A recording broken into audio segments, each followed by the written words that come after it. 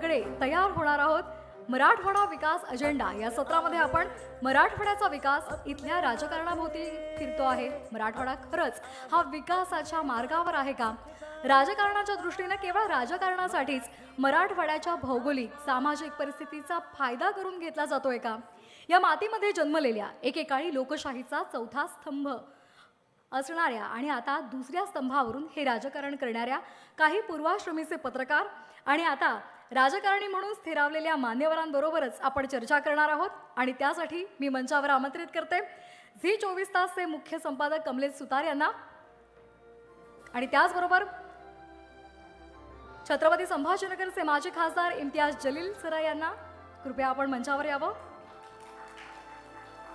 भाजपचे मुंबईचे नगरसेवक आणि मुख्य प्रवक्ते नवनाथ बन यांना विनंती आहे, कृपया त्यांनी मंचावर यावं.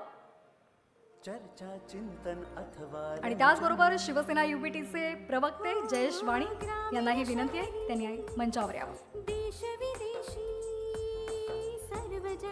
या कार्यक्रमाचे सूत्र मी कमलेश सरांकडे सोपवतो. नमस्कार. मगाशी माझ्या सहकारी म्हटलं की एक या सत्राची सगळे आवर्जून वाट बघतात आणि खरंच काय आपण सकाळपासून बऱ्याच चर्चा केल्या.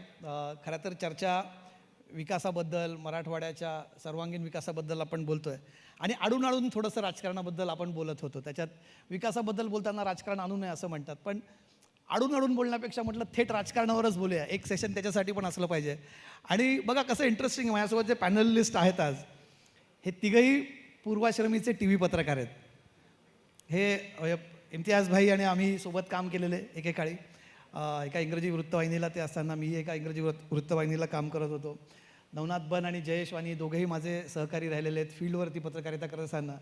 त्यामुळे आज तिन्ही पत्रकार तीन वेगवेगळ्या पक्षांसाठी आपली भूमिका अत्यंत परखडपणे आणि तितक्याच कमिटमेंटने मांडत असतात. पण ही चर्चा करत असताना मला सगळ्यात पहिले मराठवाड्याची चर्चा करतो. आम्ही तुम्हाला तिघांनाही बऱ्याचदा बोलताना बघितलं. इम्तियाज या तुम्हाला तर आम्ही संसदेत बघितलं आहे, तुम्ही अत्यंत हिरिरीने मुद्दे मांडतात. म्हणजे खासदार असताना तुम्ही इथले स्थानिक प्रश्न मांडले. नवनाथ आपण महापालिकेत आता मुंबईच्या महापालिकेत तुम्ही प्रश्न मांडतात आणि जयेश वाणी आपल्या पक्षाची मधल्या काळात अत्यंत जोरदारपणे खिंड लढवतात.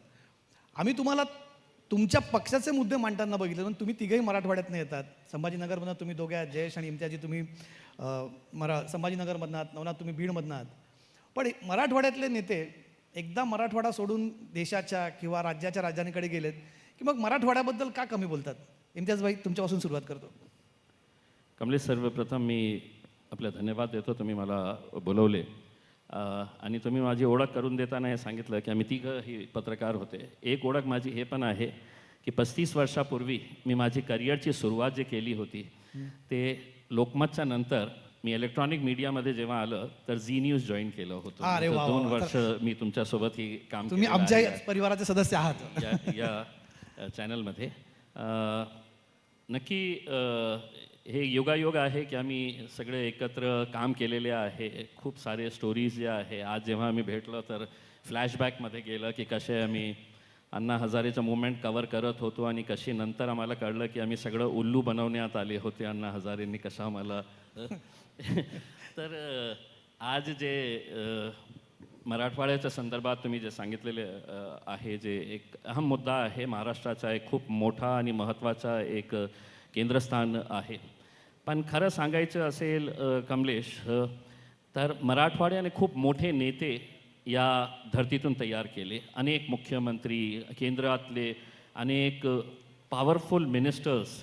आपण सुरुवात केली तर शंकरराव चव्हाण, पृथ्वीराज आपले अशोक चव्हाण आहे, शिवराज पाटील चाकोडकर आहे, विलासराव देशमुख साहेब, गोपीनाथ मुंडे साहेब, प्रमोद महाजन साहेब, अनेक नेते होते उसने. पण आज कोणीही, ठीक है आमचे मित्र आहे बन साहेब, ते म्हणतील की नाही पूरा देश बदल रहा है, पूरे देश में तरक्की हो रही है. लेकिन खरी परिस्थिती हे आहे की मराठवाड्याला खूप दुर्लक्ष करण्यात आलेला होता. मागच्या काही वर्षामध्ये आपण बघत आहे की काही प्रगती होत आहे, पण जशी व्हायला पाहिजे होती. जसं वेस्टर्न महाराष्ट्राची आपण जेव्हा पश्चिम महाराष्ट्राची आपण तुलना करतो किंवा विदर्भाशी तुलना करतो तर हे एरियाचं एक ओळख ही झाली होती की Marathwada is a backward region.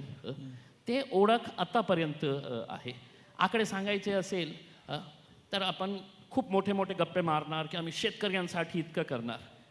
विभागीय आयुक्तांनी लेटेस्ट आकडे दिलेले आहे की या रिजनमध्ये मराठवाड्यामध्ये जानेवारी 2026 ते जून 2026 पर्यंत 465 शेतकऱ्यांनी आत्महत्या केलेली आहे.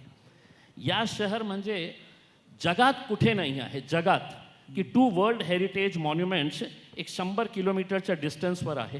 ते आपलं शहर आहे. तुम्ही औरंगाबाद म्हणा, छत्रपती संभाजीनगर म्हणा, पण आज आपण इंटरनॅशनल लेवलवर या शहराला जाऊ शकलं का? नाही घेऊन जाऊ शकलं आपण. हे दुर्दैव आहे. आणि आज सगळ्यात मोठी समस्या जी आहे, कोणालाही विचारा शहराची काय आहे? पाणी. मग किती वर्ष पाणी पाणी पाणी पाणी, आणि कुणाचा इंटरेस्ट होता इथे पाणी नको यायला पाहिजे? आज आमचे मित्र बसलेले आहे. कोणाची कंपनी होती, प्रायव्हेट कंपनी आणली, नाही पाहिजे परत पाठवली.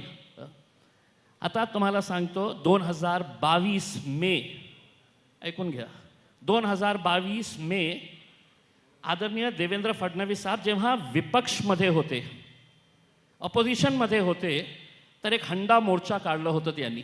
त्यावेळी मुख्यमंत्री होते आपले उद्धव ठाकरे साहेब, उद्धव साहेब. तर महानगरपालिकेच्या समोर ते स्वतः आले. 22 मे 2022, आज 4 वर्ष झालेले आहे.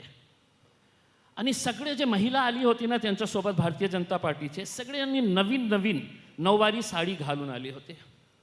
आणि हातात जे आहे ना नवीन हंडा होता त्यांच्या हातात.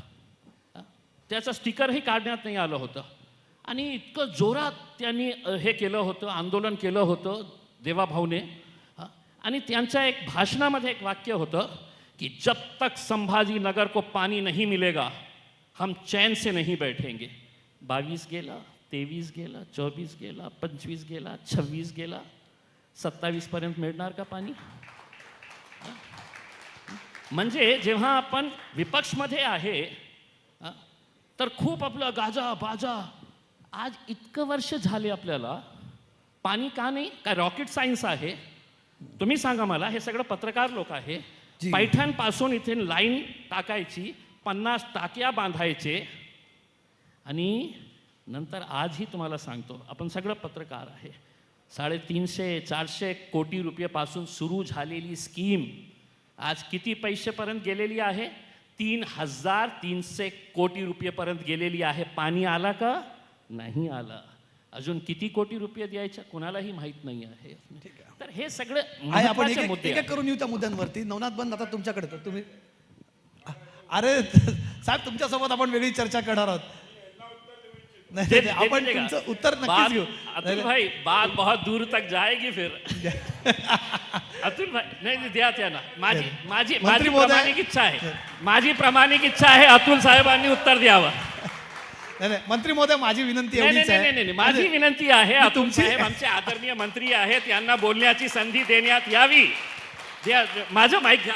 अरे नाही, एक मिनिट. माझं काय म्हणणं आहे इम्तियाजी, काय आहे आपल्या कार्यक्रमात तुमच्या पक्षाचे प्रवक्ते इथे बसलेत, तर त्यांनाही तरुणांना संधी द्यावी बोलण्याची.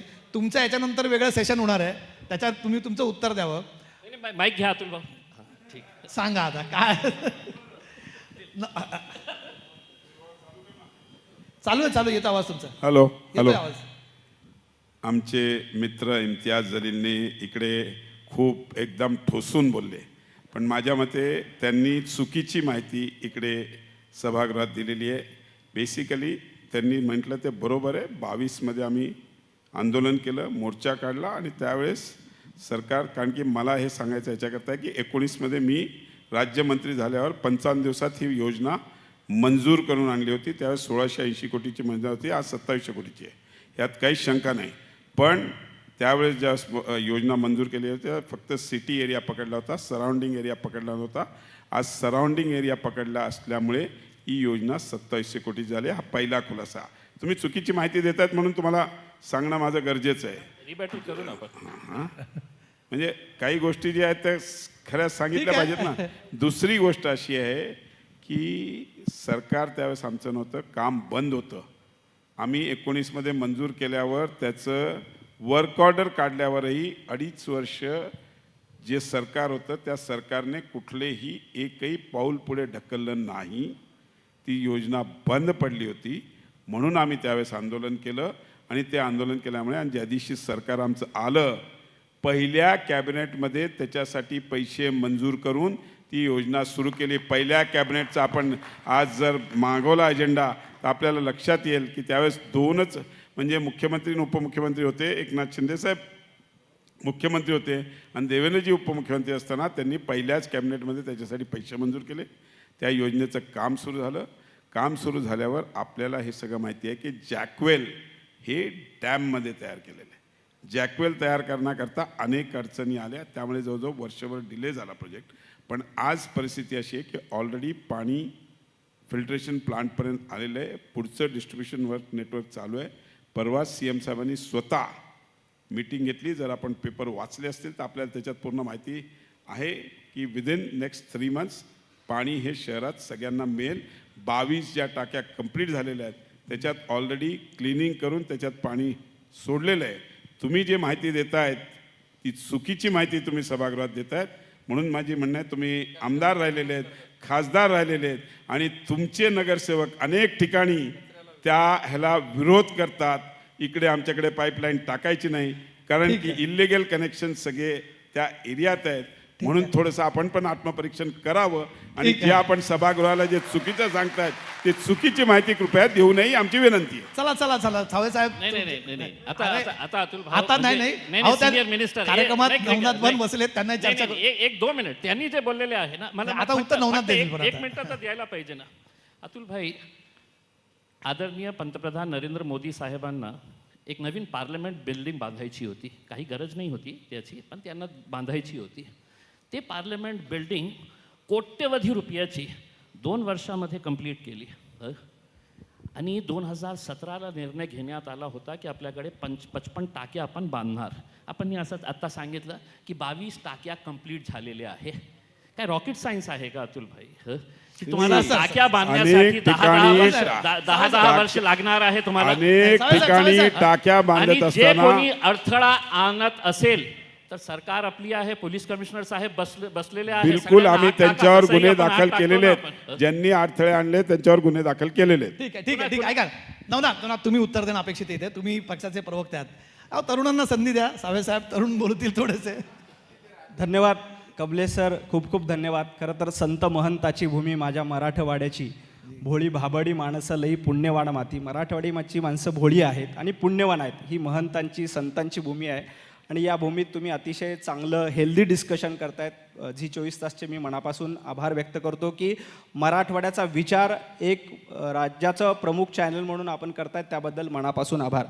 इम्तियाज जलील सरांनी संसदेचा उल्लेख केला की 2 वर्षामध्ये ती संसद बांधली. कमलेशजी, तुम्हाला आठवत असेल तर छत्रपती संभाजीनगरमध्ये जेव्हा जलील साहेब आमदार झाले होते तेव्हा त्यांनी एक कोनशिलेचं अनावरण केलं होतं की या ठिकाणी एक शाळा बांधू आम्ही. मला वाटतं इथं कुठल्या तरी डोंगराच्या कडेवर एक शाळा बांधण्याचा संकल्प केला होता. त्याचं कोनशिलेचं अनावरण देखील केलं झालं. 10 वर्ष झाली ती शाळा उभी राहिली नाही, हे वास्तव आहे. भारतीय जनता पार्टी हे काम करते. उल्लेख झाला मराठवाड्याचा, आपण स्पेसिफिक मराठवाड्याच्या बाबतीत बोलूया. मराठवाड्यामध्ये समृद्धी एक्सप्रेस आल्यानंतर काय फायदा होतो आपल्याला लक्षात येते. आता मराठवाड्याला सातत्यानं दुष्काळ पडतो. जलील साहेब, आपण देखील मराठवाड्यातल्या दरवर्षी मराठवाड्यातल्या लोकांना मायग्रेट व्हावं लागतं. मी मराठवाड्यातनं मायग्रेट का झालो तर मराठवाड्यामध्ये रोजगार मिळत नाही, आपल्याला मुंबई पुण्यामध्ये जावं लागतं, ऑप्शन नसतो. परंतु मराठवाड्याचा दुष्काळ कायमचा मिटवण्यासाठी आपण उल्हास नदीचं पाणी आता गोदावरीच्या खोऱ्यामध्ये आणणार आहोत आणि पुढच्या 3 वर्षात जलील साहेब 2029च्या पूर्वी थोडं सर एकच मिनिट, मी जेवढे वेळ जलील सरांनी घेतला त्याच्या निम्मा वेळ घेतो. जी, पुढच्या 3 वर्षामध्ये गोदावरी खोऱ्यामध्ये आपल्याला कोकणातलं वाहून जाणारं पाणी गोदावरीच्या खोऱ्यामध्ये येणार आहे आणि मराठवाड्याच्या पाजवीला पुजलेला दुष्काळ हा कायमचा हद्दपार करण्याचं काम कोणी केलं असेल तर देवेंद्रजी फडणवीस साहेबांनी केलं. कमलेशजी, ही संकल्पना देखील आतापर्यंतच्या एकाही मुख्यमंत्र्यांना सुचली नाही. ती प्रत्यक्षात अंमलबजावणी करण्याचं काम कोण करताय तर देवेंद्रजी फडणवीस साहेब करतात. शेवटचा मुद्दा सांगतो कमलेशजी, शेतकऱ्यांचा मुद्दा जलील साहेबांनी काढला. आता काल देवाभाऊंनी शेतकऱ्यांच्या कर्जमाफीची घोषणा केली. कमलेशजी कुठली निवडणूक आहे का हो? पुढची 3 वर्ष कुठलीही निवडणूक नाही. आम्ही आश्वासन दिलं होतं की आम्ही कर्जमाफी करू आणि ते आश्वासन निवडणूक डोळ्यासमोर आम्ही पाहिजे असतं तर 2028च्या डिसेंबरला इम्तियाज जलील साहेब करू शकलो असतो. परंतु आम्हाला लक्षात आलं की शेतकरी संकट आहेत, मराठवाडा संकटात आहेत. यावेळेला अल्निनोमुळं शेतकरी जास्त संकटात येणार आहे. त्यामुळं आम्ही शेतकऱ्यांच्या कर्जमाफीचा निर्णय घेतला. एवढंच नाही तर 48,000 कोटीची थकीत वीज बिल बाकी ती देखील माफ करण्याचा निर्णय देवेंद्रजींनी केलाय. एवढा शेतकऱ्याचा हिताचा निर्णय याआधी एकाही मुख्यमंत्र्यांनी किंवा एकाही सरकारने केला होता. एवढा मराठवाड्याचा निर्णय आणि मराठवाड्याचा अनुशेष 60 वर्षापासून शिल्लक आहे. कमलेशजी ऐका ना, तो ऐका ना, भरून नाही, नाही, काढायला एक आपला अर्धा मुद्दा वर्ष होता. आम्हाला द्या. नाही, त्यांनी एक मुद्दा मांडला, त्याच्यावर तुम्ही थोडक्यात मत व्यक्त करावं. ते म्हणतात की तुम्ही विरोधात असताना वेगळी भूमिका मांडतात, सत्तेत आल्यावर मात्र वेगळी भूमिका मांडतात. सर कुठली वेगळी भूमिका आहे? आता त्यांनी त्यांनी मगाशी सांगितलं पाण्याचा प्रश्न सांगितलं. अतुल सावे साहेबांनी क्रिस्टल क्लिअर ते बघा, ते अतुल फोटो सावे दाखवत आहे. साहेबांनी क्रिस्टल क्लिअर त्याचं उत्तर दिले आहे. पुढच्या 3 वर्षामध्ये छत्रपती संभाजीनगरमध्ये पाणी पोहोचलेलं असेल आणि त्याच्या उद्घाटनाला जलील साहेबाला आम्ही बोलू की हे देवाभाऊंनी केलंय आणि याचं उद्घाटन करायला जलील साहेबांनी आलं पाहिजे. आम्ही फक्त बोलत नाही सर, आम्ही फक्त बोलत नाही, करून दाखवतो. देवेंद्रजी फडणवीस साहेबांनी 14 ते 19 जलयुक्त शिवारची कामं असतील. सर्वाधिक कामं कुठे झाली जलयुक्त शिवारची? मराठवाड्यामध्ये झाली. फक्त बोलत नाही, करणी आणि कथनी याच्यामध्ये फरक असणारी भारतीय जनता पार्टी किंवा देवाभाऊ नाही. जयेश वाणे फार शांतपणे ऐकतायत केव्हाचं. ज्या शाळेचं उद्घाटन करतो म्हणून जलील साहेबांनी 5 वर्ष घेतले परंतु शाळेची वीड देखील बांधली नाहीये. त्यांनी कृपया देवेंद्रजींवर टीका करू नये एवढंच मला माहिती. जयेश वाणीला बोलू द्या. त्यांनी थेट माझ्यावर आरोप केला ना, त्यांनी थेट माझ्यावर आरोप मला केला. देतो मी संधी. त्यांचा फक्त एक मुद्दा त्यांचा ते बघा, ते दोघांकडे बघतात केव्हाचे. मी हसत यासाठी होतो की ज्याला आम्ही म्हणतो ना की MIM आणि भाजप नुरा कुस्ती आहे, की पूर्ण वेळ त्यांनीच घ्यायचा आणि बाकी सगळ्यांना बाजूला ठेवायचं. मुख्य राजकारणातून ते पुन्हा दिसतंय. क्रमांक 1. क्रमांक 2, मी खरंच आभार मानले पाहिजे की मराठवाड्यातला म्हणून तुम्ही हा एवढा चांगला कार्यक्रम घेताय. खूप छान ओळी नवनाथ सरांनी सांगितल्यात. या मातीच्या पुण्याईचा टिळा कपाळी लावू, जोवर वाहे गोदामाई तोवर गाणे गाऊ, अशी ही पुण्यभूमी आहे. तिचा अभिमान आम्हा सगळ्या मराठवाड्यातल्या लोकांना आहे. गणेश, ती बॅग आण. काय झालं? मी म्हटलं की असली बॅग. सगळेजण काहीतरी दाखवतातच आहे. आपण एकदाच एक दाखवतो. काय झालं, मी मुंबईवरनं निघालो, आपल्या त्या 18 नंबरवरनं खाली उतरलो. इथे ठेव. काय दाखवतो. कागद आहेत. ही कागद आहेत. ही कुठली कागद आहेत माहितीये का? नाही, ते तुम्ही ही कागद आहेत देवेंद्र फडणवीस साहेबांनी सिंचन घोटाळ्याची गाडी भरून जी कागद आणली होतीत ना, त्यातली काही मला सापडली येता येता. मी म्हटलं आता पुरावा म्हणून ती पण देऊन टाकू एकदा. बघूया कथनी आणि करणीमध्ये अंतर नसणारी माणसं कशी वागतात. ही तुमच्या समोर आत्ता नवनाथ बनला देतो. बघूयात कोणाकोणावरती कारवाई करतात. सगळी कागद. थांबा सर, घाई नको. Don't be impatient. त्यांनाही बोलूया, त्यांनाही बोलूया. आता शांतपणे, आता शांतपणे. त्यातली कागद काढून घ्या, ती बॅग जाऊ द्या. मी आता हे बघा, ही ब्रँड कागद एंडोर्समेंट तीच आहे. करू नका इथे हा, उगीच जाहिरात दुसऱ्याची नको पुन्हा कार्यक्रमात. तर ही ती त्या तुमच्या कागदपत्राच्या निमित्ताने कुठले ब्रँड आमच्या स्टेजवर एंडोर्स का करू? मुद्दा. बरं, ती कंपनी पण माझी नाहीये, ती तपासावी लागेल भाजपवाल्यांची ठीक कोणाची आहे, आहे. ठीक आहे. हा, तर अशा आहे की कथनी आणि करणीमधलं अंतर आपण सोडून देऊयात, कारण की आपण सगळेच जण मुंबईला काम करणारी माणसं आहोत. 7-8 वर्षांपूर्वी झालेलं जलपूजन सुद्धा आपण बघितलं ना छत्रपती शिवाजी महाराजांच्या स्मारकाचं. त्याच्यात पुढे काय झालं हे अजूनपर्यंत कळालेलं नाही. तरीही तुमच्या कथनी आणि करणीमध्ये अंतर नाही असं तुम्ही म्हणताय म्हणून एक वेळ मान्य करू. सातत्याने भारतीय जनता पार्टी वेगवेगळ्या विषयांवरती, पहिल्यांदा आपल्याला सगळ्यांना माहिती आहे विज्ञानाला कशा पद्धतीने त्यांनी काय मांजरसुंब्याच्या घाटावरती नेलं, मग नंतर काल परवा गणिताला नेलं 1 और 1 11 म्हणून. आज यांनी भूगोलाला नेलं. कारण काय आहे माहिती आहे का? उल्हास नदीचा उगम जो होतो ना सर, तो माळशेजला होतो आणि ती खाली जाऊन ना मुंबईजवळ अरबी समुद्रात मिळते. कल्याण, उल्हासनगर वाया जाऊन ती समुद्रात जाते. आता मला सांगा, माळशेजचा पूर्ण डोंगर सोडून उल्हास नदी होऊ देत. आपण डोंट बी इम्पेशंट. फक्त फॅक्ट चुकीच्या जाऊ नये. पाणी लिफ्ट करून इकडे आणणार एक मिनिट थांबा ना. फॅक्ट चुकीच्या नको. फॅक्ट नाही जाणार चुकीच्या. मराठवाड्यातला दुष्काळ मिटवण्याचं काम हे आम्हीच करणार आहोत आणि त्यासाठी लोकांनी आम्हाला निवडून असं आहे की काय आहे, रेटून बोल पण खोटं बोल, ही जी पद्धत आहे बंद करा. उबाटा गटाची सवय आहे, भाजपची नाही. मुद्दा काय आहे, आता जो डोंगरातनं नदी निघाली, तुमच्यापैकी कुणी गृहिणी बसलेत, महिला बसलेत, पुरुष बसलेत, मला सांगा, पाणी उताराकडे जातं की चढावाकडे जातो? उताराकडे जातं ना, म्हणून आपण गच्चीचा उतार काढतो, घरांना स्लॅबला उतार देतो. हे उल्हास नदीचं पाणी आता मी म्हटलं ना की ते कसं वरती जाऊ शकतं, तर म्हणते आता लिफ्टिंग सिस्टीम. मग मला सांगा सर, लिफ्टिंग सिस्टीमच करायची, तो 7 लिफ्टर सिस्टीम तर जायकवाडी धरणातून पाणी आणण्याची पण होती. तोच मुद्दा होता इम्तियाज भाईंचा की तुम्हाला ते जमलं नाही. आता तुम्ही नदी वॉटर लिफ्टिंगनी वळवणार. कोयना डॅमचं उदाहरण आपल्या सगळ्यांसमोर आहे, पश्चिम महाराष्ट्रातलं. होऊ देत सर, आरामात. प्रत्येक कोयना प्रश्नाची डॅमचं उत्तरं उदाहरण मिळतील, आपल्याकडे आहे. जयेशवानी, काळजी करू आपल्याकडे- नका. आपल्याकडे कोयना डॅमचं उदाहरण आहे. वॉटर लिफ्टिंग ज्यावेळेस करावी लागते ना सर, त्याची मेकॅनिझम आणि उल्हास नदी निमुळत्या भागातून जाते, तिला कुठेतरी तुम्हाला पहिल्यांदा स्टोरेज करावं लागेल. ते स्टोरेज करायला तुम्हाला कल्याणपर्यंत जागा नाही आहे, कारण की मध्ये दरी आहे पूर्ण. तुम्ही कुणाला मूर्ख बनवताय? विकासाचं स्वप्न दाखवणं, अच्छे दिन येत आहेत हे सांगणं आणि ती येणं, या जमीन आसमानचा फरक आहे. हा तेवढाच फरक आहे जेवढं भारतीय जनता पार्टी आणि त्यांच्या प्रवक्त्यांनी विकासावरती बोलण्यातलं आहे. हे फक्त बोलू शकतात, करू काही शकत नाही. That is the point. Imtiaz बोला ना. सर एकच मिनिटं घेतो. नदीचा प्रश्न आला म्हणून सांगतो. पश्चिम वाहिन्यामध्ये जे कोकणामध्ये पाणी वाहून जातं त्यासाठी कुठली नदी? सगळ्याच नदी पश्चिम नावं वाहिन्यामध्ये सांगा. ऐका ना, मी दोन नावं सांगा. उल्हास नदीचं मी नाव सांगितलेलं उल्हास नदी जात नाही पश्चिम सर. ऐका ना, मी सांगतो. भूगोलाचा नकाशा लावा मागे ऐका, स्क्रीनवरती. आता माझं पूर्ण झाल्यानंतर यांना बोलू द्याल का डिबेट करायची? एक मिनिट, एक जे बोलू पश्चिम वाहिन्या काय झालं सर, समृद्धी महामार्ग आम्ही 5 वर्षात पूर्ण करू म्हणले तेव्हा उद्धवजी ठाकरेंनी नाशिकमध्ये खोट्या लोकांना घेऊन आंदोलन केली. देवाभाऊंनी 5 वर्षात प्रकल्प पूर्ण केला. यांना काय विकासाच्या कामावर विश्वास नाही. मुंबईमध्ये आम्ही मेट्रो सुरू कर म्हटले, मेट्रो होणार नाही असं यांनी स्वप्नात वाटलं होतं. यांना वाटलं होतं भुयारी मेट्रो कधी- सर, आता- ऐका ना, आता- आता ही पण ऐका, fact check आहे. जयेशवाणी, ही पण fact ऐकू, check सर, झाली आता पाहिजे ना. माझं यांनी ही पण fact check झाली कार पाहिजे. शेडला विरोध केला. कांजूर मार्गला कार शेड झालाच आता कुठे पाहिजे, कार- कांजूर आता मार्गला कुठे होता झाला कार शेड? पाहिजे बोलू द्या, बोलू द्या. असा विरोध करणारी हीच लोक होते. पण देवेंद्रजी फडणवीसांनी पाताळ लोक निर्माण केलं आणि मुंबईचा कायापालट करण्याचं काम केलं भारतीय जनता पार्टी नाही, आणि एक- देवाभाऊन एक केलं. मिनिट, तुम्हाला नाही. हे सांगतो, नाही, ऐका ना, ऐका ना. कारशेड कुठे होतं? कोकणातल्या आम्ही नद्यांचं पाणी कांजूरला विरोध केला होता ना. कमलेची मग आता कुठे होतंय सांगा? 2029 पर्यंत आता कांजूरला होतंय का? कमलेची आता कांजूरला होतंय? 2021 जयेश, आता डिबेटचे नियम तुम्हाला जयेश, माहित बोलू द्या. असतील. तुम्ही जरा तोडलेत ऐका. पहिल्यांदा. मी तोडले नाही, मी तुम्ही थांबलो. पहिल्यांदा तोडले. मी एवढे लोकं थांबलो. बघताय. तुम्ही बोलत जयेश. असताना मी बोललेलो नाही, मी थांबलो. डिबेटचे मला- नियम मला- मला हा प्रश्न नियम आहे. पाळा.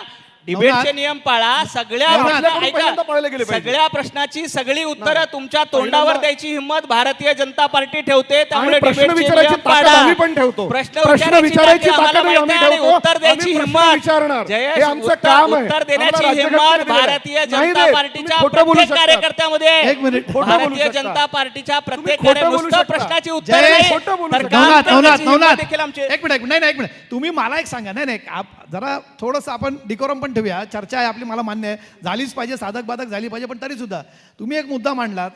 तुम्ही म्हणतात की यांनी विकासाला विरोध करण्याचं काम केलं. मला- एक समृद्धी मिनिट, मला बोलू एक्सप्रेसला द्या. विरोध नवनाथ, कोणी केला माझा होता? मुद्दा पूर्ण करू द्या. हो. समृद्धी एक्सप्रेसला विरोध नवनाथ, कोणी तो केला डेकोरम होता? फक्त आमच्यासाठी नवनाथ असतो सर, त्यांच्यासाठी नसतो. ते भाजपवाले आहेत. सरकारच्या विरोधात आंदोलन मध्ये- केलं. मध्ये बोलू नका. ओ नवनाथ उत्तर बन, झाल्यानंतर नवनाथ बन, अहो ऐका ना, तुमच्या सरकार विरोधात आंदोलन केलं की विकासाला विरोध कसा?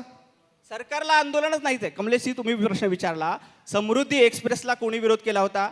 उद्धवजी ठाकरे यांनी नाशिकमध्ये होळ्या केल्या की आम्ही समृद्धी महामार्ग होऊ देणार नाही, हां. मुंबईमध्ये मेट्रो होऊ देणार नाही, यासाठी याच लोकांनी आंदोलन केले होते. आता मराठवाड्याला आम्ही नदीजोड प्रकल्पाच्या माध्यमातून पाणी आणतो ते हे म्हणतात ते शक्यच नाही.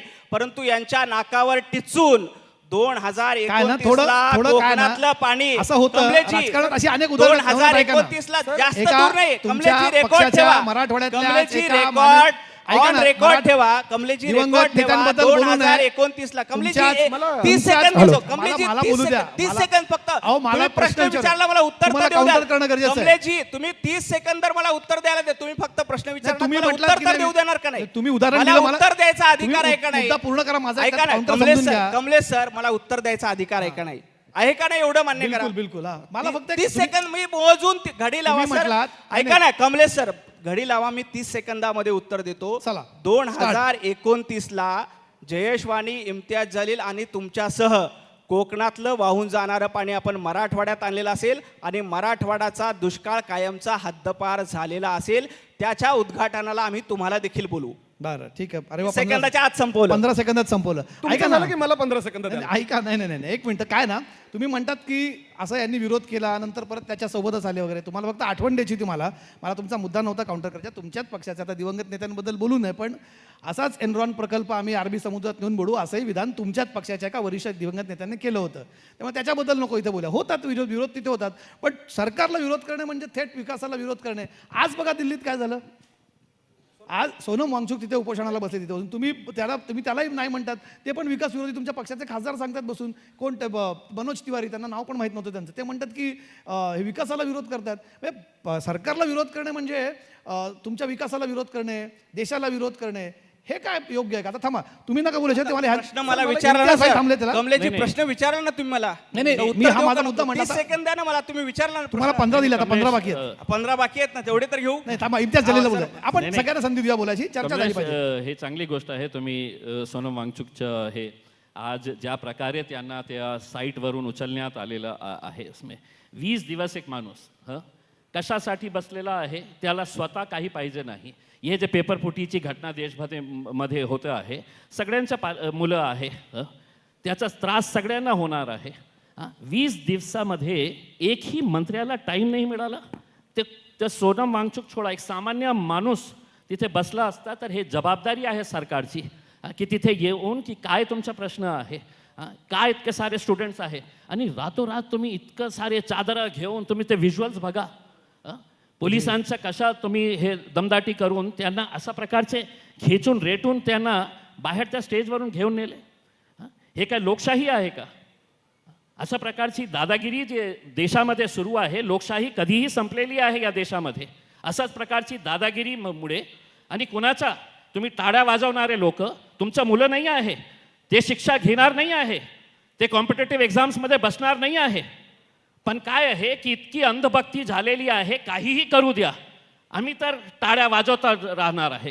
हे जे मानसिकता तयार झालेली आहे ना, ते कुठेतरी थांबायला पाहिजे. आणि दुसरी म्हणजे त्यांनी मला एक प्रश्न थेट विचारलं की आम्ही एक स्कूलसाठी एक हे केलं होतं. हो, आम्ही आज मान्य करतो की आम्ही एक जागा घेतली होती एक चांगलं स्कूल बांधण्यासाठी, पण त्यांचं डेव्हलपमेंट प्लॅन महानगरपालिकाचा त्याच्यानंतर आम्हाला सांगण्यात आलं की त्याच्यामध्ये रिझर्वेशन आलेलं आहे, म्हणून ते नाही. आता मी त्यांना सांगतो, आणि हे टाळा वाजवणारे जे लोक आहे ना, भारतीय जनता पार्टीचे कट्टर समर्थक, तुम्हाला माझ्या या स्टेटमेंटवर टाळ्या वाजवला पाहिजे.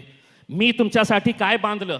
जालना रोडवर ह्या लोकांची मागणी होती की गोपीनाथ मुंडे साहेबांचं स्मारक करा, एक पुतळा बांधा. मी विरोध केला, मी प्रामाणिकपणे विरोध केला. कोर्टामध्ये एक जनहित याचिका फाईल केली आणि कोर्टाला हे समजावून सांगितलं की ह्याच्यामध्ये काही दुमत नाही की गोपीनाथ मुंडे साहेब खऱ्या अर्थाने एक नॅशनल लीडर होते, लोकनेते होते, आणि त्यांना खरी श्रद्धांजली द्यायची असेल तर त्यांच्या नावाने एक हॉस्पिटल उभा करा. सगळे विरोध करत होते माझा, पण मी कोर्टामध्ये जाऊन ते आणलं. 6 महिन्यानंतर हेच माझे मित्र अतुल सावे त्याचं उद्घाटन करणार आहे. आणि अतुल सावे साहेब, आज घोषणा करून टाका, त्या हॉस्पिटलचं नाव तुम्ही गोपीनाथ मुंडे हॉस्पिटल देणार आहे. पैसे दिले तुम्ही, पैशाचं महत्व नाही आहे. पैशाचं तुम्ही सांगा, आज या शहरामध्ये स्मारक पाहिजे, पुतळे पाहिजे का हॉस्पिटल पाहिजे, स्कूल पाहिजे? तुमची राजनीती तुमच्याकडे ठेवा, पण या शहराला एक हॉस्पिटलची 400 बेडच्या हॉस्पिटलचा उद्घाटन माझे प्रिय मित्र जाऊन असा फीत काटणार आहे आणि नारेबाजी करणार आहे. मी स्कूल नाही बांधलं, पण साहेब मी तुमच्या नेत्याचं हॉस्पिटल सरकारने बांधलं, महायुती सरकारने बांधलं, महायुती सरकारने बांधलं. त्यातून पैसे दिले नाही तुम्ही, सरकारने. तुम्ही तर हे बांधणार होते, मी कोर्टामध्ये गेले नसते ना, तर तुम्ही तिथे एक पुतळा बांधला असता. फक्त संभाजीनगर नाही जलील साहेब, फक्त संभाजीनगर नाही, मराठवाड्यातल्या सगळ्या शहरामध्ये हॉस्पिटल उभारायचं काम महायुतीचं सरकार करते. मेडिकल कॉलेज मराठवाड्यात वाढवण्याचं काम महायुती. 200% हे खरी गोष्ट आहे. मी लोकसभेमध्ये होतो, देवेंद्र फडणवीस साहेबांनी घोषणा केली की सर्व जिल्ह्यामध्ये एक आम्ही हॉस्पिटल मेडिकल कॉलेज सुरू करू. आता परवाचा न्यूजपेपर बघा, 35 डॉक्टर्स जे वेगवेगळ्या हॉस्पिटलमध्ये आहे ना, त्यांना टेम्पररी कुठे शिफ्ट केले? अहिल्यानगर मेडिकल कॉलेजमध्ये. कशासाठी? तर MCIC टीम येणार आहे. मी एक ट्विट केलं, की मी MCIला जाऊन MCIचा ऑर्डर आहे की तुम्ही असे डॉक्टर्सला ट्रान्सफर करू शकत नाही. बिल्डिंग तयार केली, इक्विपमेंट्स आणलं, पण डॉक्टर्स कुठे आहे? बरोबर बरोबर. आपला मुद्दा मगाशी होता. नाही नाही, सोनम वांगचूकच्या मुद्द्यावर तुम्ही बोलायच्या आधी जयेशवाणी तुम्हाला विचारायचं आहे, विरोधी पक्ष म्हणून तुमच्या प्रायोरिटीज मिसप्लेस नाहीये का? इकडे आंदोलन चालू आहे, देशभरातली तरुणाई तिकडे रस्त्यावरती उतरते, तुम्ही काय आंदोलन करता? रामरक्षा? नाही काय आहे, जेव्हा कोरोनाची महामारी होती ना त्यावेळेस हा प्रश्न भारतीय जनता पार्टीवाल्यांनाही विचारायला पाहिजे होता. त्यांनी वॉट अबाउट थांबा, थांबा. भारतीय जनता पार्टी सारखा वॉट अबाउट मी किती छान आपला प्रश्न ऐकून घेतला. आपण माझं उत्तर तेवढं चांगलं ऐकून घ्यावं हो, एवढी माझी बिलकुल द्या. विनंती आहे. माझा मुद्दा काय आहे, आज दोन्ही मुद्दे महत्वाचे नाही आहेत का? राम या देशाच्या सर्वसामान्य जनतेच्या भावनांमध्ये बसलेला राम आहे. त्या रामाच्या लढ्यासाठी, त्या राम मंदिरासाठी भारतीय जनता पार्टीपेक्षा जास्त शिवसैनिकांनी रक्त वाहिलेलं आहे. सावेसाहेब बसलेले आहेत. सुदैवाने मी संभाजीनगरचा आहे. त्यांचे वडील होते, त्यांना विचार अयोध्येला गेले होते की नाही. आमच्या पक्षाकडनं खासदार होते ते स्वर्गीय मोरेश्वर सावेसाहेब, अत्यंत आदरणीय व्यक्ती. मी अगदी लहान असल्यापासून त्यांना म्हणजे आता साहेब म्हणावंच लागतंय कारण की स्टेजवरती अदरवाईज मी तर दादा म्हणत मोठा झालोय त्यांना. पण आम्ही बघितलंय ना सर हे डोळ्यांनी आमच्या. मग त्याच राम मंदिरामध्ये जी एवढ्या कोट्यावधी हिंदूंच्या श्रद्धेचं ठिकाण आहे त्याच्यात चोऱ्या माऱ्या करताना लाज वाटत नाही त्या लोकांना प्रश्न विचारण्यापेक्षा आंदोलन का करतायत म्हणून आम्हाला प्रश्न विचारतात. आंदोलन चोरा का मार- करत नाही? आता नाही, मुद्दा नाही, असा आहे की तुम्ही सोनम कसं वांगचूक तुमचे नेते नाही गेले तिकडे? सोनम वांगचूक प्रकरणामध्ये सुद्धा सगळ्यात पहिल्यांदा उद्धव ठाकरे समोर आलेत आणि त्यांनी सांगितलं मी तर समर्थन देतो, इतरांशी बोलतो. मला एक वेगळा मुद्दा मांडायचा आहे, रामाच्या मंदिराची, रामाशी आणि सोनम वांगचूक या दोघांशी रिलेट करणारा. काय झालं, आपल्याकडे रामाचं नाव ना राजकारणासाठी घेण्याची प्रथा 2014 पासून फार व्यवस्थित सुरू झाली. रामराज्याची जी कॉन्सेप्ट आहे ना सर, रामायणाचे 2 भाग पडतात. एक उत्तरकांड, शेवटचं जे आलं ना ते उत्तरकांड आहे. उत्तरकांडामध्ये एक गोष्ट आहे, एक परीट असतो, तो काहीतरी सीतामाईंवरती आरोप करतो आणि सीतामाईला प्रभू श्रीरामचंद्र वनवासात सोडून देतात. खरी खोटी गोष्ट उत्तरकांड नंतर जोडलं गेलं 11व्या-12व्या शतकात, त्या डिटेलमध्ये मला जायचं नाही, पण उत्तरकांडामध्ये हे आहे. ह्याच्यातून मी मोरल ऑफ द स्टोरी काय घेणार, तर आपल्या राज्यातल्या आर्थिक आणि सामाजिक दृष्ट्या सगळ्यात शेवटचा घटक जो आहे ना परीट समाजाचा, आर्थिक आणि सामाजिक, त्या एका माणसानी त्या महापतिव्रतेवरती संशय घेतला जिने ऑलरेडी अग्निपरीक्षा देऊन आली होती. प्रभू श्रीरामचंद्र म्हणले माझ्या राज्यातल्या एका जरी माणसाला संशय आहे ना मी सीतेला पुन्हा वनवासात पाठवतो. याला म्हणतात रामराज्य. सोनम वांगचूक कुठल्या पक्षाचे आहे, कुठल्या विचारधारेचे आहे, ते कोण आहे ह्याच्याशी घेणं देणं नाही आहे. तुम्ही जर रामराज्याची कॉन्सेप्ट म्हणत नसाल तर सोनम वांगचुकांचा आवाज ऐकला गेला पाहिजे. अशा पद्धतीने तुम्ही जर उचलून माणसं बाजूला फेकून देणार असाल, ही जर दंडेलशाही करणार असाल, तुम्ही रामराज्य नाही, तुम्ही दुर्योधनाचे वंशज आहात. मग तर त्यांनी असंच उचललं होतं, पांडवांना आणि राज्याच्या बाहेर फेकून दिलं होतं. आमच्या विरोधात उठणारा प्रत्येक आवाज आम्ही दाबून टाकू, ही हुकुमशाही आहे. आणि सर ही हुकुमशाही आपल्या देशात लागू होणार नाही हा सुद्धा विश्वास आहे. एक सोनम वांगचूक आहे ना सर, मला खूप अभिमानाने सांगायचं आहे आज इथे, ही अजिबात आत्मस्तुती नाही, आत्मप्रौढी नाही. माझ्या मुली उद्या दोन्ही दिवस, माझी मोठी मुलगी लॉ 3rd इयरला आहे, लहान मुलगी 12वीला आहे. माझ्या मुलीने आज मला येताना सांगितलं की बाबा उद्या रविवारी आम्ही दोघेही जणी उपोषण करणार सोनम वांगचूकसाठी. आणि मला अभिमान आहे माझ्या घरात जर अशा मुली जन्माला येत असतील तर. हा आमचा प्रश्न आहे, आमच्या मुलींचा, आमच्या पिढीचा प्रश्न आहे सर. तुम्ही सोनम वांगचूकला तरुणांचा आवाज का ऐकून घेतला जात नाही? इथे विषय राजकीय सत्तेत असल्याचा नाही. सत्ताधीश जेव्हा ऐकत नाहीत तेव्हा या प्रकारचा आक्रोश होतो. मग तो फक्त सोनम वांगचूक यांचा मुद्दा नाही, राज्यात अनेक विषय निघतात, वेगवेगळ्या विषयांवरती आंदोलनं होतात. विरोधी पक्ष जेव्हा आवाज उचलतो तेव्हाही तुम्ही त्यांना एकतर देशद्रोही ठरवतात, राज्यद्रोही ठरवतात, या गोष्टी होतात. त्यामुळे ही भावना जर कोणाच्या मनात येत असेल त्यात चूक काय?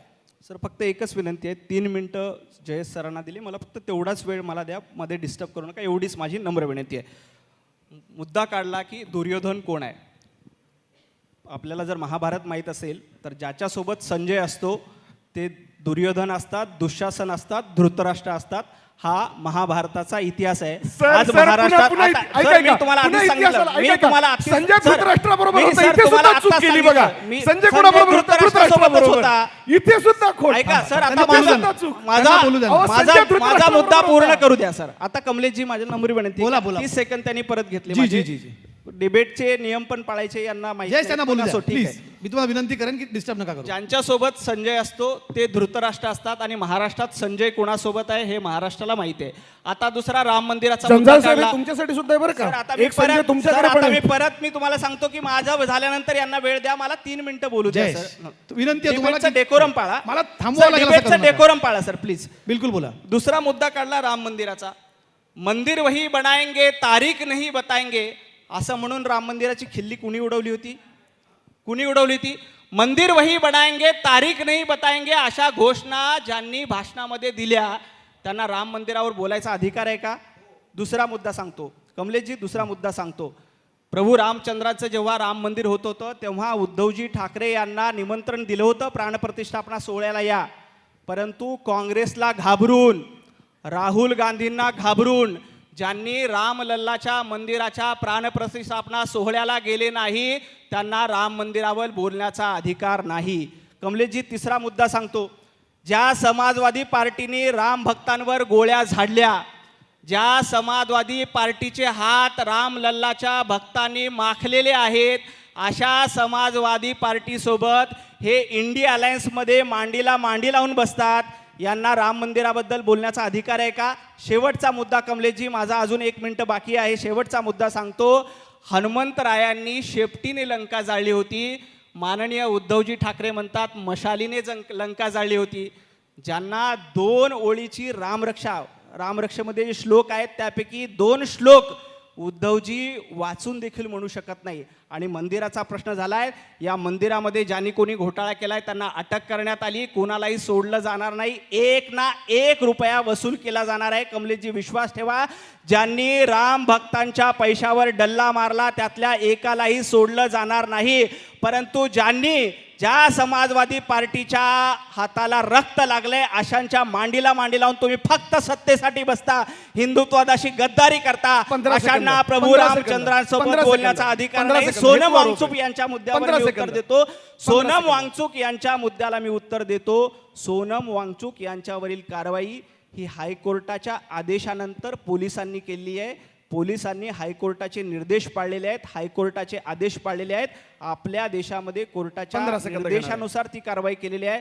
त्यामुळे याही मुद्द्यावर यांनी बोलू नये. ठीक आहे, मला नाही, विद्यार्थ्यांच्या मला नाही, हिताचं मला- काम, मला- मला- विद्यार्थ्यांच्या या हिताचं रामचंद्राच्या काम, नाही, मला- हिताचं मी काम नवनाथ भारतीय बन साहेबांसारखं जनता aggressively जात पार्टीने नाही म्हणून केलेलं आहे. माझ्यावर अन्याय करू नका. मी बन साहेबांसारखं aggressively जात नाही म्हणून माझ्यावर अन्याय करू नका. नाही, मला 15 सेकंद, मला फक्त 15 सेकंद. आपण बोला आधी, मला 15 सेकंद द्या. इथे मला राम या मुद्द्यावर बोलायचंच नाहीये. इथे तरुण बसला, इथे युवा बसला, इथे शेतकरी बसला. बॉस, राम की नाही काम की बात करो यार. झाला ना राम हीच आमची मंदिराचं. घोषणा आहे. काम तोंडात बोला राम आणि कशाबद्दल हाताला तुम्ही? काम, हेच तर उद्धव साहेब बोला सांगताय. तुम्ही. हीच तर घोषणा आहे आमची. रामाचे अरे हीच काम तर आणि घोषणा आहे कामाचे आमची. काम दोन्ही भारतीय हीच तर जनता आमची पार्टी घोषणा आहे. त्यांना बोलू द्या ना.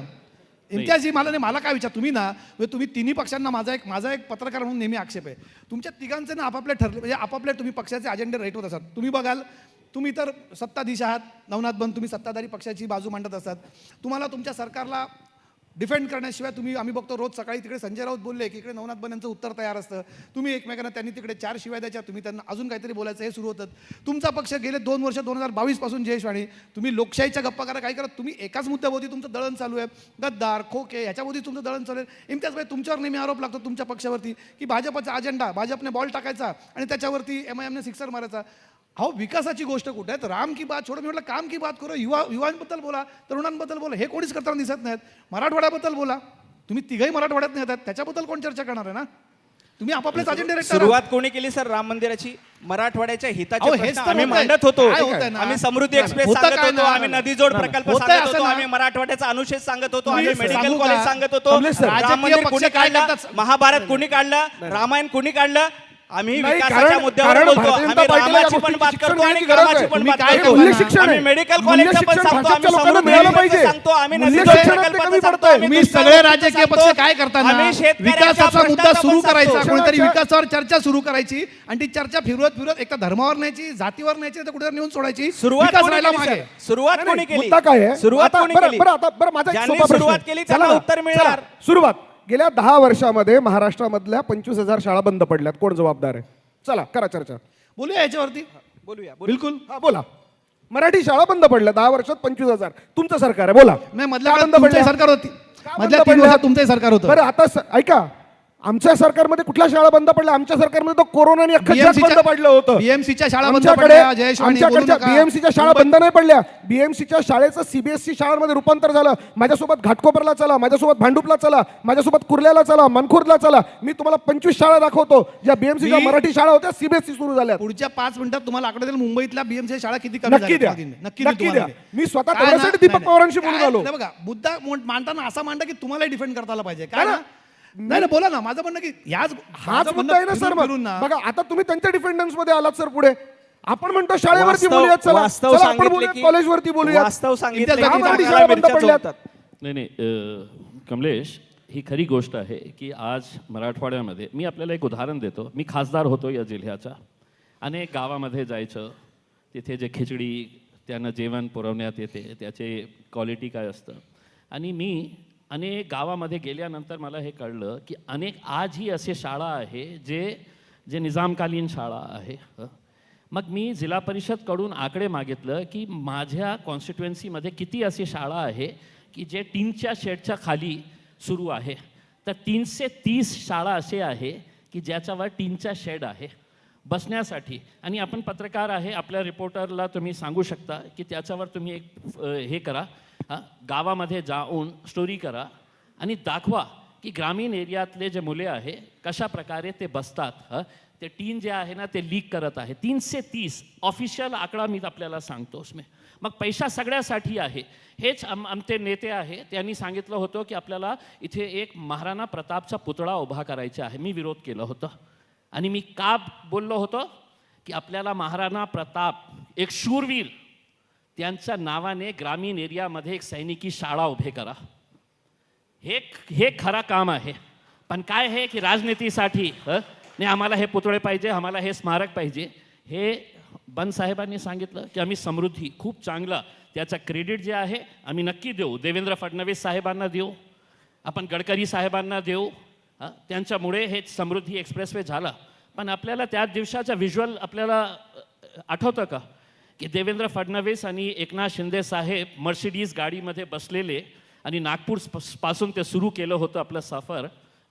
काय इतकी घाई होती. नागपूरपासून मुंबईपर्यंत एकही फूड प्लाझा नाही होता. आमची बहिणी बसलेली आहे, महिला बसलेली आहे. इथे एक टॉयलेटची सुविधा नाही होती नागपूरपासून मुंबईपर्यंत. पण घाई होती कशामुळे? उद्घाटन करण्याची, मर्सिडीजमध्ये बसवून एक फोटो फीचर करण्याची. की त्यांना भीती होती एकनाथ शिंदे पलटी मारलं, पुन्हा तिथे केलं तर उद्धव साहेब त्याचं उद्घाटन करतील का किंवा एकनाथ शिंदे साहेब करतील का? आपल्याला हे माहीत आहे. इलेक्शनच्या अगोदर लाडली बहीण किती बहिणांचं लाड करत होते ना. या या या लाड करू आपण, देतो पैसे देतो या. किती पैसे म्हणजे पुण्यामध्ये कार्यक्रम घेतलं. असं जसं फॅशन शो असतं नाही का, कॅटवॉक करण्यासाठी ते ब्युटी महिला रॅम्पवर जाते. तर त्या रॅम्पवर सगळे महिला इथे आणि 3 नेते आपले, एक आमचे दिवंगत झालेले आहे. पण देवेंद्र फडणवीस साहेब, एकनाथ शिंदे साहेब, त्यांच्या मागे दिवंगत आपले अजितदादा आणि सगळं महिला खचाखच भरलेला होता. आणि जसं ब्युटिशियन कॅटवॉक करतं ना, हॅलो हाय हाय हाय हाय, वोट देणार का? आम्ही पैसे देणार तुम्हाला, आम्ही पैसे देणार तुम्हाला. उसके अंदर आता किती लाख त्यांच्याकडून आकडे घ्या. स्पोक्स पर्सन आहे. मला वेळ द्या, मी पूर्ण आकडेवारी किती देतो. महिलांचा लाड संपलेला आहे. कारण काय बोगस डॉक्युमेंट दिलं आपल्याला फक्त वेळेचं थोडं बंधन पाळायचं. महिलांच्या नावानेच होतं नाही, त्या पुरुषांच्या नावाने आम्ही पैसे वाटलं. किती लोकांवर केस करणार आणि आकडा काय आहे हे विचारा त्यांना. उत्तर देतो कमलेश. लवकर येतो. आपण फारच चर्चा आपली लांबत चालली आहे. द्या उत्तर द्या. जयेश वाणी त्यांना टोकू पक्षाला नका. वेळ तेवढा तर दिला पाहिजे ना. जलील साहेबांना जर तुम्ही तेवढं प्रेम फक्त करत असाल आकडा तर आम्हाला किती 3 मिनिटं द्या, एवढंच. महिलांचा लाड त्यांनी ऐका ना. संपवलं. सर तुम्ही जेव्हा बोला. प्रश्नाची उत्तर दिली तेवढा वेळ तर मला द्याल ना. ठीक आहे, घे ना. बोला, फक्त बोला, बोला. आकडा सुरू करा. देणार आकडा द्या. आकडा पण देणार. साधारणतः 90 तुम्ही लाख. उजवीकडे पेक्षा डावीकडे लक्ष द्या. तुम्हाला 90 डावीकडनं जास्त लाख त्रास होतो. ऐकलं नसेल तर पुन्हा ऐका ना. 90 लाख ऐका. महिलांचा लाड संपलेला आहे. ऐका कारण ना. निवडणूक संपली. आता सर बोलू का मी? बोला हा. आणि थांबा तुमच्या जयेश वाणी त्यांना बोलू द्या. लाडक्या बहिणीचा यांनी मुद्दा उपस्थित केला. लाडक्या बहिणीला आजपर्यंत एकही रुपया ज्यांनी दिला नव्हता, ज्यांनी कोर्टामध्ये जाऊन, हायकोर्टामध्ये जाऊन लाडकी बहीण योजना बंद पाडण्याचा प्रयत्न केला होता, अशा लोकांबद्दल महाराष्ट्राला माहिती आहे. जवळपास 90 लाख लाडक्या बहिणीला अपात्र ठरल्यात. का ठरल्यात अपात्र? कमलेशजी, याच्यामध्ये जवळपास 50,000 लाडक्या बहिणीच्या जागी पुरुषांनी फॉर्म भरले. जलील साहेब, वोट दिलं ऐका ना, वोट घेतले ना, पैसे देऊन वोट घेतले ना. माझं उत्तर होऊ एका दे ना प्रकारच्या कमलेशजी. हे पैसे दिले ना. इलेक्शनच्या वेळी पैसे दिले, वोट घेतले आणि आता म्हणतात ते पुरुष होतो. आम्हाला माहितच नाही होता ती महिला होती. इम्तियाज भाई. मध्ये वा, वा, वा. जलील साहेब, इलेक्शनच्या जलील वेळी ती साहेब, महिला दिसत होती. त्याच्यामध्ये इलेक्शन संपलं सगळ्यात जास्त आणि आम्हाला माहितच सगळ्यात नाही होतं जास्त ती महिला आहे, ती पुरुष निघाली. आता मी काय करू? महाविकास आघाडीने वा. आणि नंतर कळालं यांना. पक्षाने खोटे वा, वा, पेपर लिहिले. वा. मला कमलेची आता जा, मला जा. 3 मिनिटाचं त्यांना उत्तर बोलू द्या. प्लीज. बोला, कमलेची बोला. काय होत असं- आहे? इम्तियाज, कमलेची इम्तियाज, कमलेची टाळ्या असं नाही वाजवा, होणार. टाळ्या कमलेची वाजवा. असं होत भाजपाला नाही. टाळ्या वाजवा. कमलेची असं होत नाही. मला माझ्या प्रश्नाचं उत्तर दिलं पाहिजे. बोला, बोला, बोला. लाडक्या इम्तियाज भाई, बहिणीची त्यांना योजना. uninterrupted माझं बोलू द्या, उत्तर please. झाल्यानंतर तुम्हाला जे काय बोलायचं जलील साहब, आपको भी डेकोरम पता है. मेरा उत्तर होने के बाद आप यस प्लीज प्लीज नाही. प्लीज. नाही. लाडक्या बहिणीची योजना भारतीय जनता पार्टीने महायुतीने आणली. एकालाही हे सुचलं नाही. जवळपास 50,000 पुरुषांचे फॉर्म महाविकास आघाडी आणि विरोधकांनी कॅम्प लावून भरले होते. पुरुषांचे फॉर्म आणि सरकारची बदनामी करण्याचा प्रयत्न केला होता. त्यांना बाद करण्याचं काम कोणी केलं असेल तर भारतीय जनता पार्टी महायुतीने केलंय. या लोकांकडनं पैसे वसूल करायचे नाही का हो? ज्या लाडक्या बहिणीच्या नावाने ज्या पुरुषांनी पैसे घेतले अशा लोकांकडनं पैसे वसूल करायचे नाही. आणि तर वोट ऐका वोट ना, पण आता वसूल ऐका ना, करा. माझं- वोट इम्तियाज वोट भाई, जे दिलेले आहे ना, ते ऐका वोट ना. पण परत जलील द्या. साहेब, इम्तियाज भाई, ऐकून त्यांना घ्या. बोलू द्या. सुनने की क्षमता रखो साहब. वोट सुनने ले की लो. क्षमता अरे वो रखो. महिला नाहीये. जलील साहब पैसे सुनने- परत घेणार. जलील वोट इम्तियाज भाई, साहब, इम्तियाज सुनने- भाई. घेतले ना. जलील इम्तियाज साहब, भाई. सुनने- वोट घेतले सुनने तुम्ही. की क्षमता रखो. फुकट के सुनने- वोट ले लिए और सुनने परत की पैसे क्षमता बोलू द्या. रखो. जलील साहेब ऐकण्याची तयारी ठेवा. तुम्ही मराठवाड्यातला आहे, मी मराठवाड्यातला आहे. तुम्हाला जेवढं जास्त बोंबलता येतं त्याच्यापेक्षा जास्त मी ओरडू शकतो, पण मी ओरडणार नाहीये.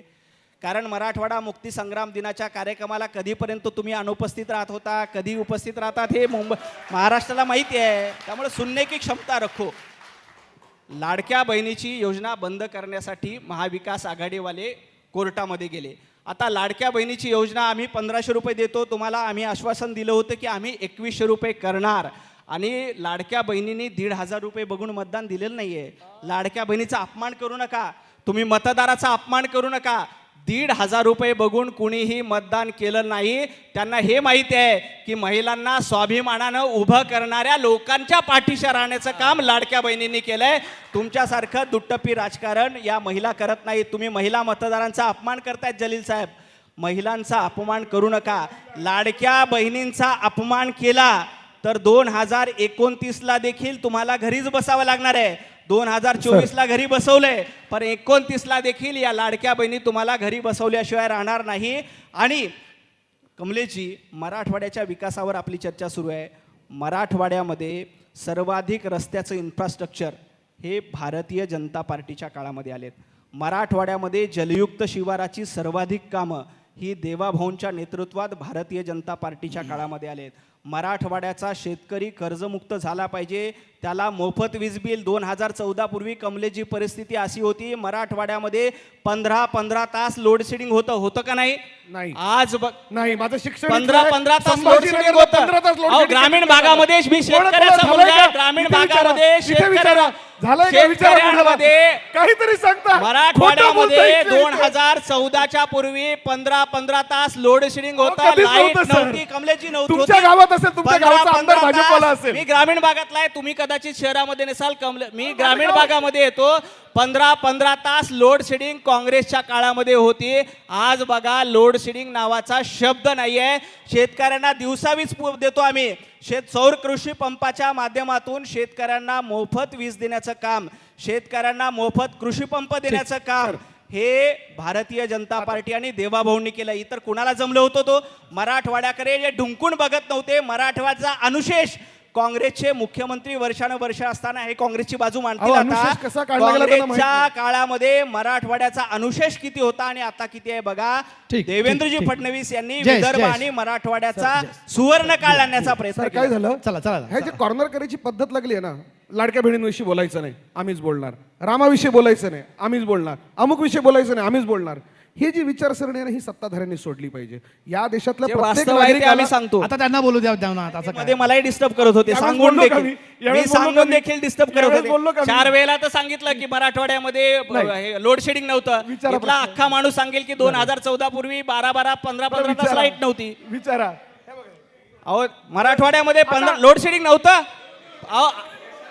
15 तास 12 तास लाईट नव्हती. जलील अच्छा, साहेब, ठीक आहे. लोडशेडिंग नाही, काय ठीक आहे, चला, चला. ऐका ना, सर. इम्तियाज साहेबांना विचारू, जाऊ दे, लोडशेडिंग होतं का नाही नाही? तुमचा ठीक मुद्दा आहे, ठीक पटत आहे, आहे लोकांना, जाऊ, जाऊ, सोडून जाऊ. द्या. होतं का नाही जाऊ, जाऊ, लोडशेडिंग? जाऊ. नहीं तुमचा- मैं अच्छा, तो ठीक है. मेरे उलझन में पड़ गया छोड़ो, हूँ छोड़ो। कि वो महिला पुरुष कैसा हो गई है करके 1.5 हजार मैं तो अभी उलझन ये तो में आपको पड़ ज्यादा गया. पता मैं है, अब वो जलील लोड साहब। शेडिंग के बारे में सोच ही वो नहीं तो रहा आपको ज्यादा हूँ. पता है मतलब कि 1.5 कैसे हजार रुपये डुप्लीकेट- लेके उल्टा हमारा कैसे- गला पकड़ कैसे रहे. डुप्लीकेट तुम्ही त्यांचा फॉर्म अपमान भर के- करतो, ठीक आहे. अपमान कैसे करतो तुम्ही. डुप्लीकेट फॉर्म अरे भर के फुकटाचे लोगों वोट को- घेणारे ठीक आहे, लोक चिंता पूर्ण करा. फुकटाचे नाहीये. नवनाथ, नवनाथ. लाडक्या बहिणीचं मतदान नवनाथ. घेतलंय आम्ही, अभिमान आहे आम्हाला. नवनाथ शेवटचा नवनाथांची मुद्दा पीटीसी खूप छान होती, ती सवय अजून तशीच आहे. बरं आहे. मुद्दा असा आहे ना सर, की मराठवाड्यातल्या सर्वांगीण विकासावरती लक्ष गेलं पाहिजे का, तर खरंच गेलं पाहिजे. सामूहिक प्रयत्न करणं आवश्यक आहे का, करणं आवश्यक आहे. मला ह्यांचं माहीत नाही, पण इम्तियाज भाईंना मी बघतोय इथे सगळी बाकी मंडळी आहेत जी शहरातली आहेत. मराठवाड्याची ती ताकद होती. मी आता मराठवाड्याचा जसं तुम्ही अपमान केला तसा करणार नाही. मी मराठवाड्यातल्या लोकांचं काय चांगुलपण आहे ते सांगतो. इथे रेल्वे होती मीटर गेजची आमच्याकडे पुढे जायला. त्या रेल्वेचं रुंदीकरण आवश्यक होतं. स्वर्गीय गोपीनाथ मुंडे असतील, नाव घेतलं पाहिजे. विरोधी पक्षाचे असले तरी विरोधी विचारांचे नव्हते. विकासाचा विचार सगळ्यांचा सारखा असला पाहिजे.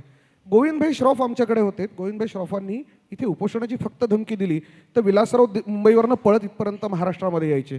इथे एक वेगळं वातावरण होतं. हे वातावरण 2014 नंतर बिघडलं. का बिघडलं मला त्याच्यातही जायचं नाही. मुद्दा असा आहे की सगळ्यांनी मिळून 14 ते मराठवाड्यात 19 हे आमच्या सोबत होते बरं का. 14 ते 19 हे आमच्या सोबत होते त्या काळामध्ये. त्यांना तेव्हा काही आठवलं नाही. आपल्याला पुढच्या सेशनला जायचं. मला नाहीतर म्हणणं काय आहे- होईल ना, तुम्ही बोलला नाहीत ना, मग परत नाही, नाही. सावे साहेब सर, बोलत आम्ही- राहतील. मग सर- तुम्हाला बोलायला मिळणार नाही. आणि सावे साहेबांचं आणि वेगळं सर session असं आहे व्हायचंय. की 2014 ते 19 आम्ही सोबत नव्हतो. आम्ही त्याच्या आधीपासून सोबत होतो आणि उद्धव साहेबांनी सांगितलं एवढी 25 वर्ष आमची सडली भाजप बरोबर, ज्याच्यावरती आज आम्ही ठाम आहोत. 14 ते 19 थांबा ना वातावरण आता. बिघडलं म्हटलं पण आता सांगतो, मुद्दा 14 ते 19 आमच्या तेच सोबत सांगतोय मांडीला मांडी लावून तेच बसत सांगतोय होते. आमची चला. सडली ती वर्ष. चला. जय मुद्दा पूर्ण असा करा. आहे की आता आपल्याला पर्यटनाला चालना देण्यासाठी काहीतरी करावं लागणार आहे की नाही करावं लागणार आहे. ते कुणी करायचं? विरोधकांनी.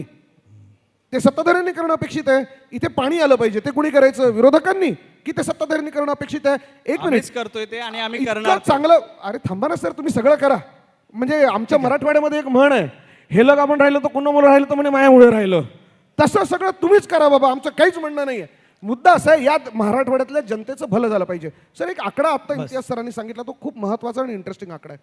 त्यांनी सांगितलं मराठवाड्यामध्ये गेल्या काही वर्षांमध्ये 664 लोकांनी, शेतकऱ्यांनी, विशेष करून शेतकऱ्यांनी 6 महिन्यामध्ये आत्महत्या केली. इतक्या चांगल्या योजना आहे, बहुतेक अत्यानंदाने गळफास लावून घेतला असेल शेतकऱ्यांनी, असं वाटायला लागलं मला यांचं बोलणं ऐकून. असं तर घडलं नाही ना. मग आकडे खोटे बोलतायत का, की विकास खोटं बोलतोय? मग मी दाव्याने सांगू शकतो, गणित खोटं बोलत नसतं. 1 आणि 1 11 कुठेच होत नाही जगाच्या पाठीवरती. आकडे कधीच खोटं बोलत नाहीत. विकास खोटं बोलतोय, कारण की विकास दाखवलाच असा जातोय. आम्ही योजना पोचवायच्या नाही लाडक्या बहीणच्या. म्हणजे विरोधी पक्षाचा आमदार आहे तर त्यांनी ज्या सरकारच्या योजना त्या पोचवायच्या नाही, मग त्यांनी काय करायचं? ठीक. काय आपल्याला वेळेचं खूप बंधन आहे. ही चर्चा अजून पुढे 2 तास जरी सुरू राहिली तरी आपली सगळी मंडळी त्या चर्चेत सहभागी होत राहतील. पण तुम्ही आज जितक्या द्वेषाने, जितक्या तुम्ही आज जोशाने इथे आपली आपली भूमिका मांडली. माझी एकच इच्छा, आज हा मराठवाड्यात आपण कार्यक्रम करतोय, छत्रपती संभाजीनगरमध्ये कार्यक्रम करतोय आणि मराठवाड्याच्या विकासाची आपण चर्चा करतोय. तुम्ही सगळे जबाबदार पक्षाचे जबाबदार प्रतिनिधी आहात, तुम्ही लोकप्रतिनिधी राहिलेले आहात. या सगळ्यांविषयी जेव्हा मराठवाड्याचा प्रश्न येईल, या कार्यक्रमाच्या निमित्ताने एक प्रामाणिक आमची अपेक्षा राहील, एक जबाबदार माध्यम म्हणून जेव्हा जेव्हा अशी भूमिका मांडली जाईल, मराठवाड्याच्या विकासाचा मुद्दा येईल, तेव्हा तुम्ही इथे ज्या प्रकारे भांडलात, मी ते भांडण म्हणताना चर्चा तुम्ही केली, एक आपण हिटेड आर्ग्युमेंट त्याला म्हणूया, त्या चर्चेला डिबेट म्हणूया, हिटेड डिबेट म्हणूया. तेवढ्या द्वेषाने तुम्ही जर मराठवाड्याच्या विकासाचे प्रश्न मांडलेत ना, तर खरंच मराठवाडा पुन्हा एकदा, एकेकाळी म्हणायचं की मराठवाडा फार सुजलाम सुफलाम होता, ती वेळ आपल्याला परत लवकर बघायला मिळेल. आणि 664 काय, इथल्या शेतकऱ्यांना आत्महत्या करायची वेळच येता कामा नये. ही परिस्थिती पण त्यासाठी सगळ्या राजकीय पक्षांनी जबाबदारीने आणि एकत्रित पक्षीय सगळे अभिनिवेश बाजूला ठेवून, राजकारणाचे जोडे बाहेर काढून या मराठवाड्याच्या विकासासाठी काम केलं, तरीसुद्धा आमचा आजचा कार्यक्रम आम्ही 0.01% सफल झाला असं समजा. पुढच्या काही वर्षांमध्ये इम्तियाज जलीलजी, नवनाथ बनजी आणि जयेश वाणीजी, आपण तिघही या चर्चासत्रात आला आणि आपल्या भूमिका मांडल्यात. जी 24 तास सर्व आपल्या सगळ्यांचे खूप खूप आभार. धन्यवाद. जोरदार टाळ्या होऊन जाऊ द्यात. थँक्यू. मान्यवरांना विनंती करते, कृपया आपण मंचावरच थांबावं. खरं तर 3 मिनिटं म्हणता म्हणता जवळपास 1 तास ही चर्चा झाली, पण अशी आक्रमक चर्चा, हे मतभेद होणं खूप गरजेचं आहे, तरच आपली लोकशाही आणखी सुदृढ होईल असं मला वाटतं. तिघांचाही आभार मानण्यासाठी मी कमरेश सुतार सरांना सांगते, विनंती करते की आपण त्यांना पुष्पगुच्छ देऊया. माजी खासदार इम्तियाज जलील, धन्यवाद, आपण या चर्चेमध्ये सहभागी झालात त्याबद्दल. भाजप मुख्य प्रवक्ते नवनाथ बन,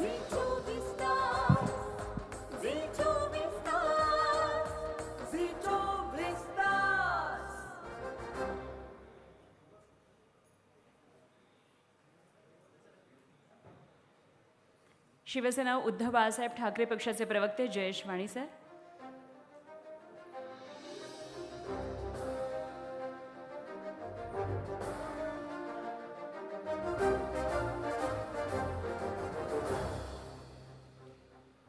घरोघरी मनोमनी पदोपदी क्षणोक्षणी घरोघरी मनोमनी पदोपदी क्षणोक्षणी. तिन्ही मान्यवरांचे खूप खूप आभार. झी 24 तासच्या मंचावर आलात. आणि आता सर्वांना ज्या क्षणाची आणि ज्या चर्चासत्राची आतुरतेनं सगळेजण आपण वाट पाहत होतो ती आता आपली प्रतीक्षा संपलेली आहे. आता एका विशेष सत्रासाठी आपण सगळे तयार होणार आहोत. मराठवाडा विकास अजेंडा या सत्रामध्ये आपण मराठवाड्याचा विकास इथल्या राजकारणाभोवती फिरतो आहे. मराठवाडा खरंच हा विकासाच्या मार्गावर आहे का? राजकारणाच्या दृष्टीने केवळ राजकारणासाठीच मराठवाड्याच्या भौगोलिक सामाजिक परिस्थितीचा फायदा करून घेतला जातोय का? या मातीमध्ये जन्मलेल्या एकेकाळी लोकशाहीचा चौथा स्तंभ असणाऱ्या आणि आता दुसऱ्या स्तंभावरून हे राजकारण करणाऱ्या काही पूर्वाश्रमीचे पत्रकार आणि आता राजकारणी म्हणून स्थिरावलेल्या मान्यवरांबरोबरच आपण चर्चा करणार आहोत. आणि त्यासाठी मी मंचावर आमंत्रित करते झी 24 तासचे मुख्य संपादक कमलेश सुतार यांना आणि त्याचबरोबर छत्रपती संभाजीनगरचे माजी खासदार इम्तियाज जलील सर यांना. कृपया आपण मंचावर यावं. भाजपचे मुंबईचे नगरसेवक आणि मुख्य प्रवक्ते नवनाथ बन यांना विनंती आहे, कृपया त्यांनी मंचावर यावं. चर्चा चिंतन अथवा आणि त्याचबरोबर शिवसेना युबीटीचे प्रवक्ते जयेश वाणी यांनाही विनंती आहे, त्यांनी मंचावर यावं. देश विदेशी सर्व जगाचे या कार्यक्रमाची सूत्र मी कमलेश